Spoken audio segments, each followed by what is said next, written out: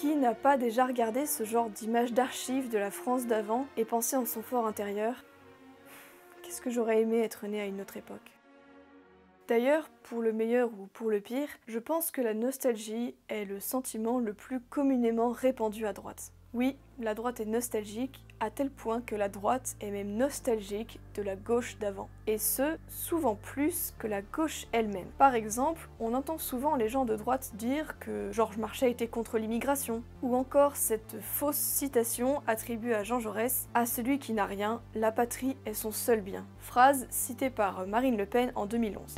Jaurès a dit la nation est le bien de celui qui n'en ont pas. Ou encore il y a cette nostalgie de la droite pour François Mitterrand comme le dernier grand président de la République française, etc., etc., la liste est longue. Je suis certaine que vous avez déjà entendu ça, peut-être même que vous le pensez. Aujourd'hui, je voudrais vous partager mon point de vue et en quoi c'est révélateur du caractère orphelin de la droite et comment y remédier. Avant toute chose, n'hésitez pas à liker et surtout à vous abonner, c'est très important pour la visibilité de la chaîne et ainsi aider toujours plus de patriotes à s'extraire des idées reçues, parfois même de son propre camp. Qu'est-ce qu'on entend souvent? Typiquement que la gauche d'avant, elle était quand même moins délirante que celle d'aujourd'hui. Et oui, on parlait de sujets politiques sérieux, c'était pas des imbécilités comme le wokisme. En réalité, c'est une illusion d'optique. La gauche a toujours été la même. La gauche, elle a toujours été à la pointe du progressisme, que ce soit le féminisme, l'immigration, le pacifisme, le laxisme judiciaire, la restriction de la liberté d'expression ou encore la destruction de la famille. Le wokisme n'est finalement que la suite logique de ce combat. Bah oui, quand on a mis l'homosexualité à égalité avec l'hétérosexualité, pourquoi s'arrêter en si bon chemin et ne pas normaliser les personnes transsexuelles par exemple ?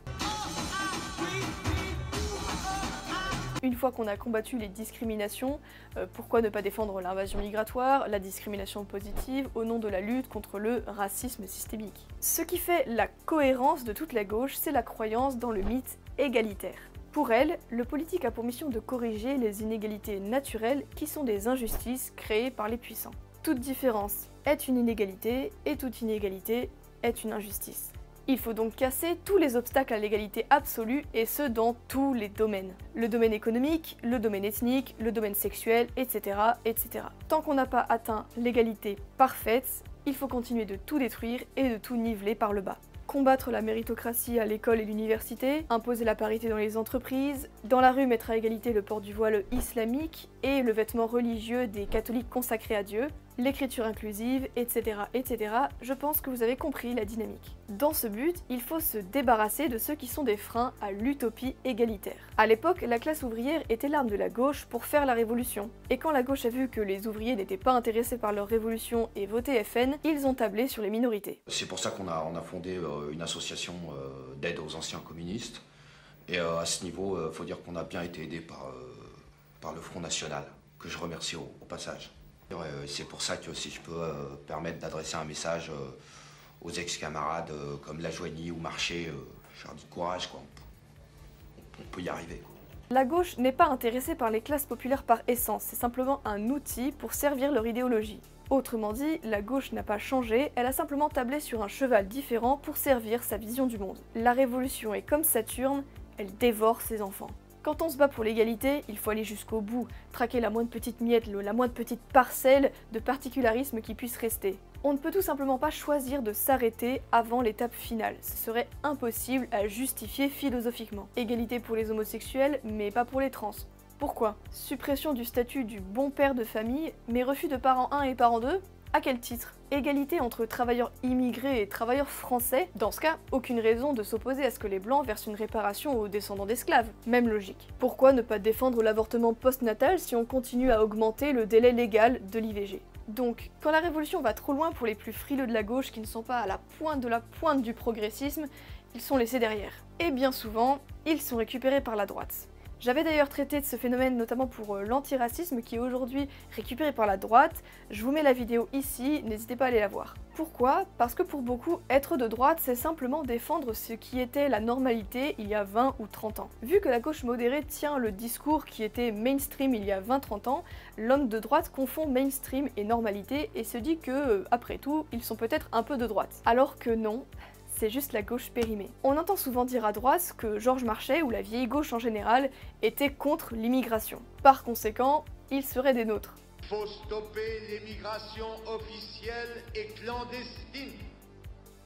Il est inadmissible de laisser entrer de nouveaux travailleurs immigrés en France, alors que notre pays compte près de 2 millions de chômeurs français et immigrés.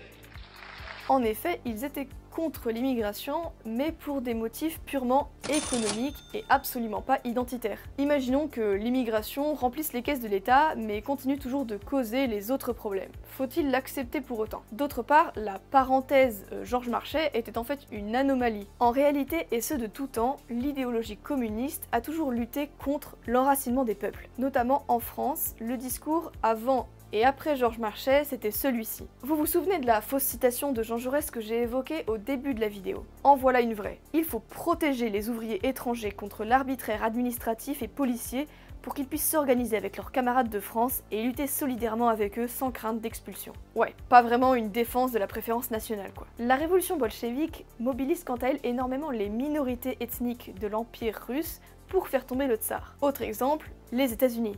Le Parti communiste américain, fondé en 1919, devient célèbre en 1931 pour avoir aidé à la défense d'un groupe de jeunes noirs accusés à tort de viol en Alabama. Oui, le parti a toujours été plus intéressé par l'antiracisme que par la défense de la cause ouvrière. Normal, vu que c'était un parti d'immigrés. En mai 1921, 5% des membres du parti avaient l'anglais comme langue maternelle. Vous en connaissez comme moi des gens de gauche qui aiment pas trop les étrangers. Et pourtant, l'immigration ne les dérange pas et ils continuent de voter pour. Dès qu'une société devient multiculturelle, le Parti communiste et la gauche en général abandonnent tous leurs combats pour défendre les immigrés ou leurs descendants et ne s'intéressent qu'à l'antiracisme. C'est pareil en France, on entend souvent parler du rapport Terra Nova. Pour faire un bref rappel, en 2011, le think tank Terra Nova, qui est proche du PS, propose de mettre en place une stratégie pour les élections à venir. En gros, leur projet, c'est de tout miser sur l'électorat de gauche culturel. Les jeunes, les femmes, les immigrés, les urbains, les bobos. Tout ça pour créer une majorité en délaissant le vote ouvrier. À l'époque, ça fait scandale. Terra Nova se fait taper dessus et se fait traiter de traître. Alors qu'en réalité, ils n'ont fait que dire tout haut ce que la gauche pense tout bas depuis des décennies. Et ils n'ont fait que suivre le cours naturel de la gauche, c'est-à-dire soutenir les minorités et laisser tomber les actifs de souche. Mais cette métamorphose, elle est plus ancienne que ce rapport. Elle est d'ailleurs très nette à partir du regroupement familial en 1976. La gauche, c'est l'antiracisme, c'est le féminisme, c'est la propagande LGBT. C'est le parti du vote des musulmans et des banlieues et celui du mariage gay. Mais ce n'est pas une trahison, c'est la suite logique de leurs idées. Vous pourriez peut-être me rétorquer, oui mais Thaïs, enfin, la gauche patriote ça existe, il y a des gens de gauche qui aiment la France. Ils aiment le peuple quand celui-ci n'a pas d'identité. Ce qu'ils aiment, ce n'est pas la France, c'est surtout l'État. C'est d'ailleurs pour ça qu'ils aiment beaucoup les symboles de l'État, le bleu, blanc, rouge, Marianne, le bonnet phrygien, etc. Mais si vous leur dites à ces gens que le peuple de France ce sont des Européens, là plus personne ne suit. Moi écoutez, je veux bien, hein. Présentez-moi des gens de gauche qui soutiennent la remigration. À ce moment-là, on pourra parler de gauche patriote. Autre point, la gauche en militant pour la retraite par répartition et pour l'avortement le plus massif possible a rendu nécessaire de faire venir des milliers d'étrangers pour faire tourner l'économie. Ce qui, entre nous, ne marche même pas, mais c'est un autre sujet. Et pour couronner le tout, ouvre nos aides sociales à un maximum de monde, quel qu'il soit, d'où qu'il vienne. Donc l'immigration est la conséquence logique du socialisme. La France, elle est indissociable de son peuple. Si tu n'aimes pas le peuple de France, tu n'aimes pas la France. C'est aussi simple que ça. Ah, elle a beau jeu, cette gauche souverainiste patriote, à critiquer l'immigration alors qu'elle participe systématiquement à en faire venir un maximum. De toute façon, le caractère humanitariste de la gauche fera qu'elle accueillera toujours toute la misère du monde pour peu qu'on lui fasse une propagande sentimentaliste. La gauche n'a pas le courage de penser les nôtres avant les autres. Alors pourquoi les gens de droite ont-ils la nostalgie de la gauche d'avant? Parce que c'est une nostalgie de la société d'avant en général. On l'a dit au début, la nostalgie c'est le sentiment de droite par excellence, que ce soit pour le meilleur ou pour le pire. Ça rappelle la France d'avant, le temps où les choses allaient mieux. Les débats étaient politiques, plus qu'identitaire. On parlait d'idées politiques plutôt que de groupes ethniques et communautaires. Malheureusement, cette époque-là, elle est révolue et il faut composer avec. De plus, la droite est philosophiquement orpheline. Depuis la fin de la Seconde Guerre mondiale, la gauche a profité du fait de faire partie du camp des vainqueurs pour jeter toutes les idées de droite dans le trou noir, dans le tartare du fascisme. Du coup, la droite sans boussole se raccroche vaille que vaille à un substitut, la vieille gauche, moins délirante que la gauche actuelle, mais quand même de gauche, donc plus acceptable que la droite. Et oui, à droite, on a souvent tendance à chercher des permissions morales pour penser notre vision du monde, plutôt que de chercher des moyens à convaincre qu'elle est bonne et juste. La droite a décidément bien du mal à comprendre la gauche actuelle. Et on peut le comprendre, la gauche actuelle est quand même sacrément tarée, c'est beaucoup de jargon et beaucoup de luttes et revendications qui paraissent sans rapport. Mais en réalité, il y a une grande cohérence dans ce bazar apparent. Mais forcément que c'est difficile à comprendre puisque les outils pour se faire une culture politique sont quasiment inaccessibles à la droite.